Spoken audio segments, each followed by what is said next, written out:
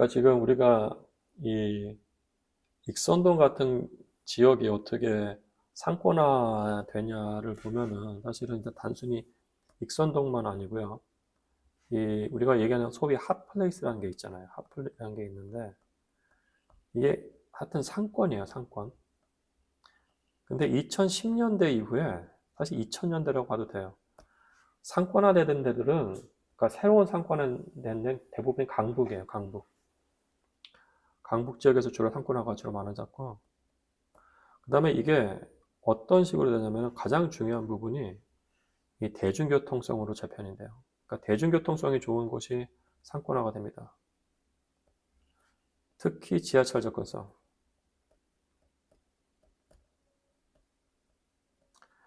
제 말씀 뭐냐면은 종로 3가는 거기가 지하철이 그 1호선, 그 다음에 3호선 들어가고요. 그리고 5호선 있어요. 하여튼 굉장히 많은 지하철들이 하고 그 다음에 이제 유동인구가 엄청나요. 제가 봤을 때는 뭐 강북에서 거의 수위에 꼽혀요. 그 다음에 어떤 부분을 봐야 되냐면은 그 지역에 산업적 백그라운드가 있냐가 되게 중요해요. 산업적 백그라운드를 봤을 때 이 지역은 뭐가 유행하냐면 과거에 오지남이 있었다고 했잖아요. 오지남 같은 곳이 있으면은 주변에 두 가지 산업이 흥해요. 한복하고 국악. 특히 한복 같은 경우에는 손질하는 솜씨가 굉장히 고퀄이었어요. 그래서 청담동의 한복집에서도 마지막을 여기서 맡기기도 했었어요, 사실. 그리고 궁궐 근처에 있었고요. 국악이라든지 한복 같은 어떻게 보면 이게 음악 산업하고 패션 산업이죠. 그리고 옆에 있는 봉익동도 사실은 지금 봉익동까지 상권이 확장되고 있는데 봉익동은 뭐가 있냐면 거긴 보석 산업의 메카예요.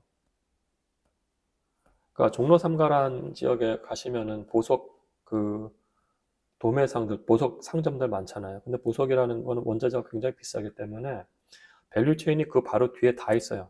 전 세계적으로. 그래서 봉익동 쪽에 가시면은 보석 그 재료, 그리고 거기서 보석을 디자인하고 만드는 사람들이 있고, 그리고 판매하는 것까지 모든 밸류 체인이 다 있는 거예요. 그러면 이게 사실 어마어마한 자원인 거예요. 이 국악 항복이라는 게 음악 산업하고 액세서리죠, 보석이라는 거. 그게 있고 패션 산업이 있는 겁니다. 이런 산업들이 밀집한다는 건 되게 좋은 거고, 왜냐면 괜찮은 디자이너들이 올 수 있다는 환경인 거죠. 그 다음에 중요한 부분은 이 역사 자원에 대한 건데, 아까 말씀드린 것처럼 한옥 집단지구가 이렇게 뭉쳐있는 데가 많지가 않아요. 2010년대 초반에 북촌, 익선동, 창신동, 보문동, 공덕동인데 지금 공덕동 다 부서졌고 보문동 몇 개 없어요.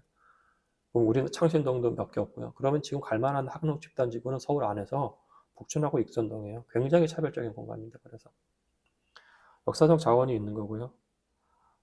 그 다음에는 사실은 뭐 문화적 자원인데 이건 아까 패션이라든지 국악도 하나의 문화니까 산업이라고 볼 수 있을 것 같고 다른 약간 특이점인데 이거는 아까 말씀드린 것처럼 이쪽이 이제 게이들이 많이 다녔던데요, 사실은.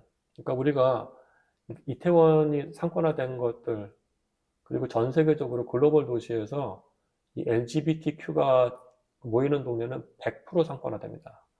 따라서 제가 봤을 때 대중교통성 너무 좋고요. 산업적 백그라운드가 좋고 그게 문화산업하고 연관이 되면서 역사 자원이 있고요.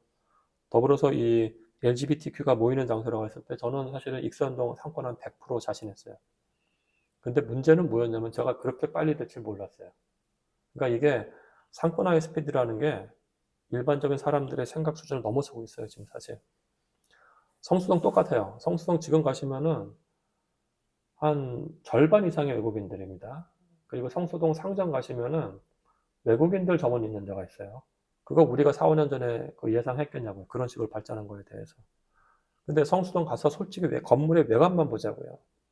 세운상가 있는 데랑 비슷해요. 부셔도 되는 건물들 수준인 것도 태반이에요, 사실은. 근데 거기가 사람들이 가는 거예요. 왜냐하면 차별적 경험 공간이고 그 안에 컨텐츠가 너무너무 유니크하기 때문에 가는 겁니다. 조금 더 말씀드리면 여기 이제 많은 40, 50대 분들 잘 모르실 텐데 20대 젊은 여성들, 특히 외국 여성들 사이에서 서울이라는 데 되게 힙한 데입니다. 그래서 서울에서 일하고 싶어 해요. 근데 우리나라가 이게 이 워크 퍼밋이 좀 세잖아요. 그래서 어떤 식으로 와서 하냐면은 성수동에서 6개월 정도 일하고 싶을 때 이거 대단히 죄송한데 지방에 있는 학교 그냥 등록해놓고 성수동에 일하는 사람들도 있어요. 우리가 이런 패턴이 나타나는 거라고 4, 5년 전에 기대라도 했겠냐고요.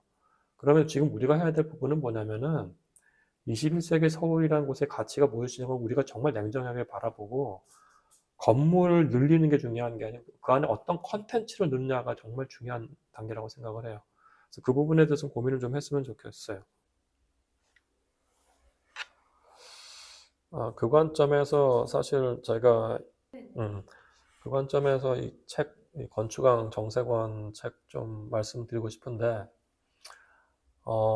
우선 첫 번째, 저는 이 책을 통해서 정세권이라는 분을 알리고 싶은 거지, 제가 인세 안 받아요. 인세는 다 정세권 기념사업회에 다, 기부합니다.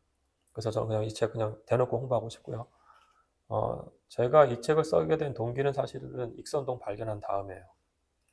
그러니까 익선동이 너무너무, 쥐죽어 있어도 제가 봤을 때 이게 너무너무 가치 있는 공간이었고, 그 다음 질문, 도대체 이런 공간 만든 분이 누군가에 대한 질문이었어요.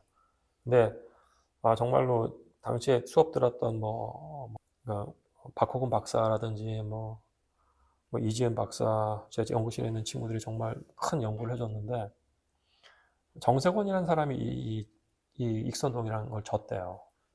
그럼 여러분들도 근데 정세권 사람이 또 뭘 줬냐면은 외국인들이 가장 많이 가는 데가 가해동 31번지예요. 그러니까 가해동 31번지 꼭대기에서 그러니까 언덕 내려다보면 한옥들이 쫙 펼쳐지잖아요. 그러면서 이제 저 끝에 그 광화문 쪽에 있는 그 건물들하고 남산이 보이니까 거기가 가장 아름다운 그 포토존이잖아요, 사실은. 그래서 캐대언에도 나오는 거고. 그러면은 이 사람이 도대체 누구냐가 너무너무 궁금해지기 시작한 거예요. 익선동 개발했고 북촌 가회동 개발했어요, 당시에. 그러면은 굉장히 큰 인물이라는 거를 우선은 전제를 깔고요. 그 다음에 이제 이분이 또 뭔가를 봤더니 제 제자들이 막 갖고 온 게 이분이 조선물산 장려운동도 후원한 걸로 나오는데요. 뭐 그러더라고요. 그래? 그 다음에 다른 데서는 조선어학회도 후원하고 조선어학회 사건으로 투옥당하고 고문당했어요. 교수님 그러더라고요. 그래서 이분을 조금 파기 시작했어요. 조금 파서 그러니까 어마어마한 스토리들이 나오는 거예요. 사실은 이분이 경남 고성분인데 30대에 이제 이 서울로 상경해서 경성을 상경해서 당시에 이런 주택들을 짓기 시작하는 겁니다. 한옥 집단지고 익선동 166번지거든요. 그게 노동궁이라고 원래 철종의 그 사위들이 살던 궁이에요, 궁. 근데 그게 일제 시대가 이 굉장히 폭압적인 경제 상황이 되면서 조선의 왕족 귀족들도 되게 경제 상황이 힘들어지기 시작해요. 그러면서 북촌에 있는 집들이 거대한 집들이 나오기 시작을 해요. 그래서 이분이 이제 그거를 짧게 쪼개서 만든 게 지금의 익선동이에요. 그러니까 익선동에 있는 한옥은 조선시대의 한옥이 아닌 겁니다, 첫째. 1920년대 이후 한옥이고. 그런데 이제 조선시대 한옥은 크잖아요. 그 담이 있고, 별채, 행랑채, 안채, 다 있으니까. 지금의 한옥은 그런 건 없어요. 이건 20세기의 라이프 스타일을 위해 만든 거고, 그래서 굉장히 그 가치가 있는 겁니다. 근데 당시나 그렇고, 한 1980년, 90년까지만 해도 지금의 한옥은 가치를 인정받지 못했어요. 왜냐면은 조선시대에 건해한 한옥에 비해서 가치가 없어진, 그러니까 건축적 가치는 없는 거나 다름없거든요. 근데 우리가 당시의 시대상을 봤을 때 어떤 일이 발생하냐면은 그 일제가 사실은 일본인들이 많아지면서 북촌으로 진출하려고 해요. 근데 그거를 이제 이 정세권이란 분이 사실 막은 거나 다름없어요. 왜냐면은 그 저희가 정말 기적적으로 유족분을 만나게 됐는데 이화여대 명예 피아노과 영향이셨던 이 정정책 교수님인데 그분이 이제 아버지에 대해서 회고를 하면서 이 말씀을 자기 본인한테 계속 했대요. 사람 수가 힘이다. 당신은 외놈의 북진을 막아야 된다라고 말씀하셨대요. 그러니까 사람 수가 힘이다. 일본인의 북진을 막아야 된다. 그럼 북촌 진출을 막아야 된다는 거예요. 그럼 이게 저한테도 새로운 퀘스천을 줬어요. 그럼 당시에 도시 상황이 어땠길래 북촌 진출을 염려했냐에 대한 부분 같고, 그 다음에 이분이 이제 어떤 거를 하냐면은 돈을 어마어마하게 번 다음에 이 조선물산 장려운동을 이끌어요. 조선물산 장려운동을 이끌고, 그리고 이제 조선어학회를 후원을 해요. 여러분 예전에 말모이라는 영화 보셨을 텐데, 말모이가 조선어학회 관련된 거잖아요. 근데 조선어학회 거기서는 한옥으로 나오는데 사실 양옥이에요. 양옥이고, 2층이 이제 당시에 윤계상 씨가 맡았던 역할이 고루 이국노 박사님인데, 그분이 거기 사셨고, 1층이 조선어학회인데 사무실인데 정세권 선생이 그 건물을 희사를 해줘요. 그러니까 이게 사실은 그러면서 조선어학회에 연루돼가지고 투옥당하고 결국 망해요. 그러니까 제가 여기서 좀 말이 좀 길었는데 이분에 대한 말씀 다시 한번 나중에 하고요. 익선동하고 가회동 이거 다 1920년대 이후에 만들어진 새로운 주택이거든요. 주택유형. 그 주택유형에 사실은 도시적인 가치가 있는 거예요.